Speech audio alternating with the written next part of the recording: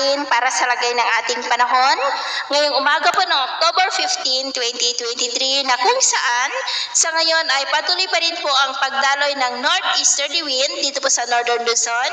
at wala pong anumang sama ng panahon dito po sa loob ng ating area of responsibility. Mayroon pong LPA sa labas ng ating PAR pero nandyan po sa may South China Sea, hindi na po ito banta pa sa ating bansa. At sa atin pong long range forecast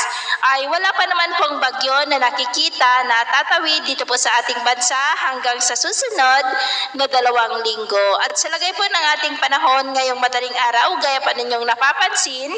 base po dito sa wind map ay may salubungan ng mga hangin ngayon dyan sa may Southern Luzon at northern part ng Visayas na nagdudulot po ngayon ng mga isolated rain sa ilang bahagi ng Mimaropa, Bicol Region, Aklan, Antique, Capiz, Iloilo, Guimaras, Bacolod, northern part ng Cebu, Bohol, Northern Samar at Surigao City. At mamaya po ay sisikat ang araw sa malaking bahagi ng ating bansa pero mayroon pa rin pong tsansa ng maulap na kalangitan na may mga pulupulong pag-ulan dyan sa may Bicol Region, Mimaropa, southern part ng Quezon, Northern Samar, Bohol at ilang bahagi po ng northern part ng Cebu. At mamayang hapon, mas maraming lugar na sa ating bansa ang makakaranas ng maulap na kalangitan na may mga pulupulong pag-ulan. Kaya kung lalabas tayo sa ating mga tahanan ay ugaliin lamang po natin lagi